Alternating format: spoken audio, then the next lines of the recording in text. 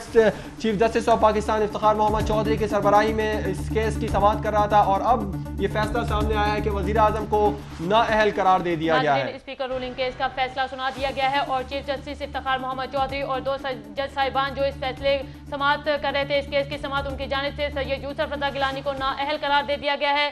Supreme court का फैसला सामने आ गया है। स्पीकर रूलिंग केस का समाअत जारी थी और आज उसका फैसला सुनाया जाना था।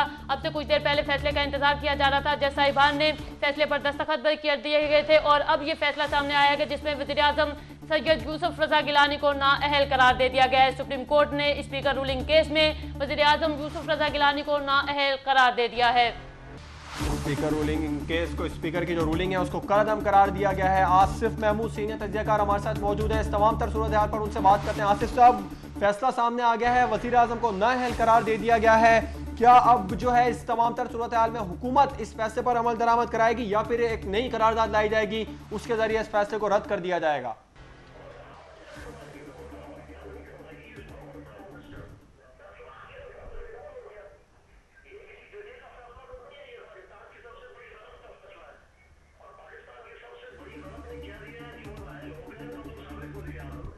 जी,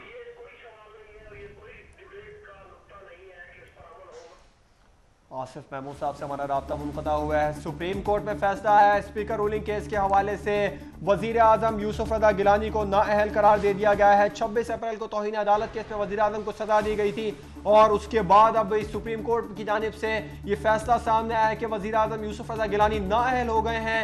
सदर पाकिस्तान में जमहूरियत का तसलसल कायम रखने के लिए इकदाम करें। सुप्रीम कोर्ट ने सदर आसिफ अली जरदारी को हिदायत जारी की है कि जमहूरियत का तसलसल बरकरार रखने के लिए इकदाम किए जाएं। यूसुफ रजा गिलानी 26 अप्रैल से रुकन कौमी असम्बली नहीं रहे हैं। यूसुफ रजा गिलानी नाअहल हो गए, वजीर आजम का ओहदा खाली हो गया है। सुप्रीम कोर्ट ने फैसला दिया है कि वजीर आजम यूसुफ रजा गिलानी जो अब से कुछ देर पहले वजीर आजम थे और अब वजीर आजम नहीं रहे हैं। यह भी कहा जा रहा है कि 26 अप्रैल से वजीर आजम यूसुफ रजा गिलानी नाअहल हुए और अब यूसुफ रजा गिलानी को नाअहल करार दे दिया गया है। वजीर आजम का ओहदा खाली हो गया है। पाकिस्तान में इस वक्त कोई वजीर आजम नहीं है और पाकिस्तान पीपल्स पार्टी की अब क्या हिकमत अमली होगी। 26 अप्रैल से ही तमाम तर फैसले, स्पीकर ने तो रूलिंग दी थी, उस रूलिंग को भी कलअदम करार दिया है। 26 अप्रैल से जो है वजीर आजम यूसुफ रजा गिलानी को नाअहल करार दिया गया है। फैसले के खिलाफ कोई अपील नहीं कर सकता। इलेक्शन कमीशन को भी नोटिस जारी किए गए हैं और सुप्रीम कोर्ट ने कहा है कि सदर पाकिस्तान जो है जमहूरियत के तसलसल के लिए मुल्क में इकदाम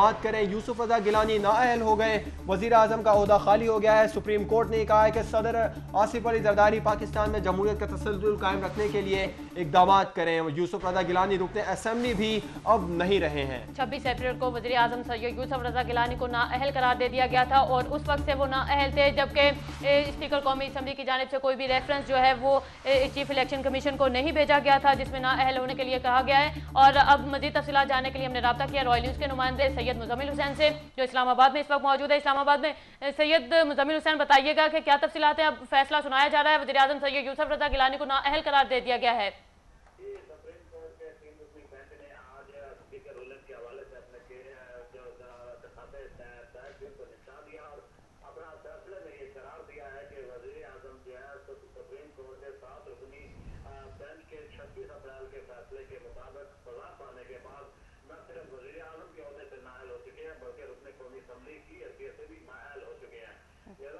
अप्रैल से जो है अब तक जो है वज़ीर आज़म का ओहदा खाली है और इस दौरान एक नई बहस का आगाज भी अब कानूनी तौर पर शुरू हो जाएगा कि 26 अप्रैल के बाद वज़ीर आज़म गिलानी की जानब से जो इक़दाम किए गए वो किस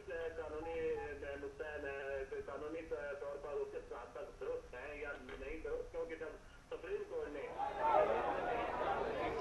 बहुत शुक्रिया मुज़म्मिल हुसैन सैयद हमें तफसीलात से आगाह करने के लिए। मुज़म्मिल हुसैन सैयद हमें ताज़ा तरीन खबर दे रहे थे कि सुप्रीम कोर्ट में वज़ीर आज़म यूसुफ रजा गिलानी को नाअहल करार दिया गया है और दूसरी जानिब ये भी कहा गया है कि 26 अप्रैल से वज़ीर आज़म यूसुफ रजा गिलानी नाअहल हैं और 26 अप्रैल के बाद यूसुफ रजा गिलानी ने जो भी फैसले किए हैं वो तमाम तर फैसले कलअदम करार दिए जाएँ। स्पीकर रूलिंग केस को भी, स्पीकर की जो रूलिंग थी उसको भी कलअदम करार दे दिया गया है। वज़ीर आज़म यूसुफ रजा गिलानी के खिलाफ फैसला जो अब से कुछ देर बाद आना था वो फैसला आ चुका है सुप्रीम कोर्ट में, जिसका इंतजार था वो फैसला दे दिया गया है और अब यूसुफ रजा गिलानी नाअहल करार दे दिए गए हैं। वो वज़ीर आज़म के ओहदे पर अब नहीं रहे हैं। पाकिस्तान में वज़ीर आज़म का ओहदा खाली हो गया है इस वक्त और चीफ जस्टिस ने यह भी कहा है, अदालत ने यह भी कहा है कि सदर आसिफ अली जरदारी मुल्क में जमहूरियत के तसलसल के लिए इकदाम करें। हामिद खान के साथ मिलकर तमाम वकला जो है वो इस फैसले के हक में नारेबाजी कर रहे हैं। आप अपनी टेलीविजन स्क्रीन पर लाइव मनाजिर मुलाहिजा फरमा सकते हैं। हामिद खान के साथ इस वक्त तमाम वकला मौजूद हैं। उनकी जानिब से फैसले के खिलाफ जो है वो वज़ीर आज़म के हक में जो है वो किया जा रहा है। ताज़ा तरीन खबर सामने आ रही है, मुल्तान में वज़ीर आज़म यूसुफ रज़ा गिलानी के घर को पुलिस की भारी नफरी ने अपने घेरे में ले लिया है। फैसला आया है वज़ीर आज़म के खिलाफ और अब यूसुफ रज़ा गिलानी पाकिस्तान के वज़ीर आज़म नहीं रहे हैं, उनको नाअहल करार दे दिया है अदालत की जानिब से। और सुप्रीम कोर्ट ने यह भी कहा है कि 26 अप्रैल से यूसुफ रज़ा गिलानी नाअहल हैं और 26 अप्रैल के बाद उन्होंने जो भी फैसले किए हैं वो तमाम तर फैसले कलअदम। इलेक्शन कमीशन वज़ीर आज़म की नाअहली का नोटिफिकेशन ले, इलेक्शन कमीशन को भी नोटिस जारी किया गया है। वज़ीर आज़म अब पार्लियामेंट के रुकन भी नहीं रहे हैं।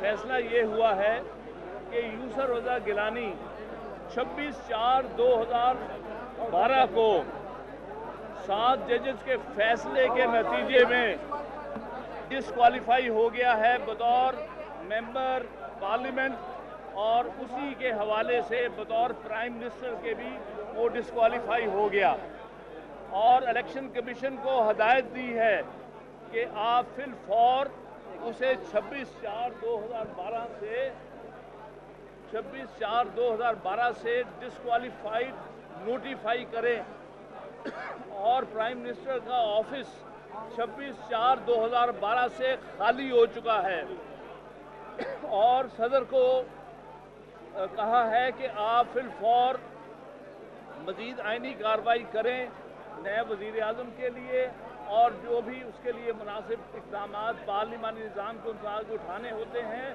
वो उसके मुताबिक आइनी इक़दाम किए जाएँ। सर अब 26 अप्रैल से वज़ीर आज़म अब नहीं होंगे तो 26 अप्रैल से लेकर आज तक जो उन्होंने इक़दाम किए थे, जो फैसले किए थे, उनका क्या स्टेटस होगा?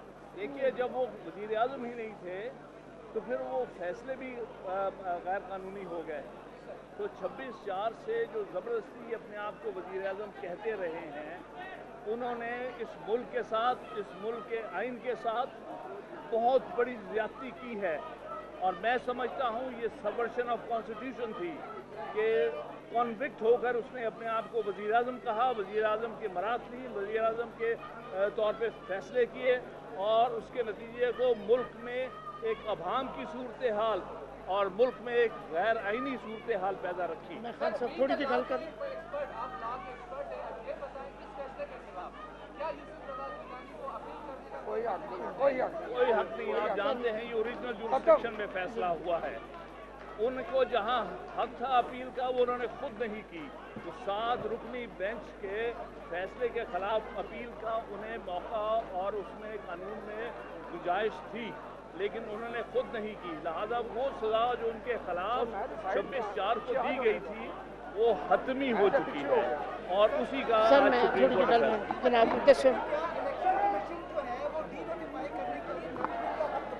नहीं कतन नहीं।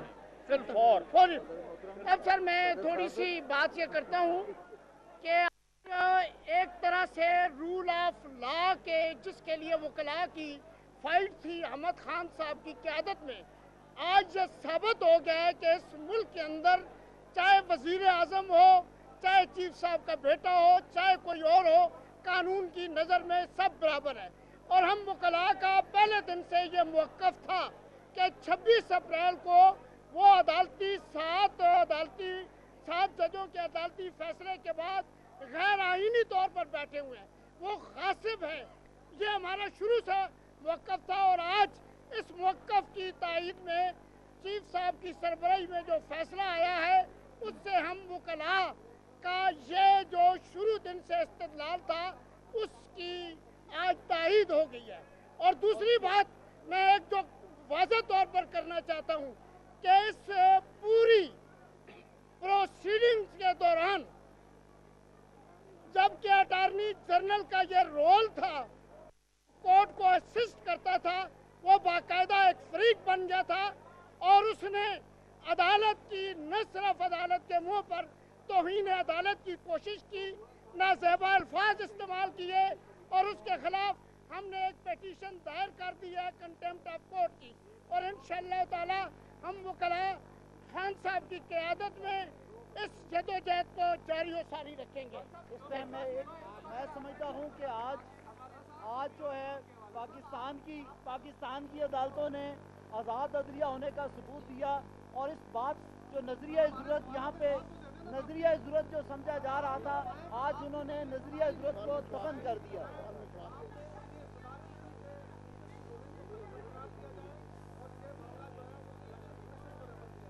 आज नहीं, इसमें देखिए अदालत ने तो कानून के मुताबिक जो रिलीफ बनता है वो दी है। कहा था कि ये मेरी दोनों अल्टरनेटिव प्लीज हैं, फिल फॉर उनकी डिस्क्वालिफिकेशन और मिनिस्ट्रियल एक्ट होगा इलेक्शन कमीशन का, कि उसको नोटिफाई, इलेक्शन कमीशन को बाहर सूरत इसमें इन्वॉल्व किया जाएगा, notify election being prime minister उन्होंने ही करना है इलेक्शन कमीशन ने। मैं समझता हूँ कि आज प्राइम मिनिस्टर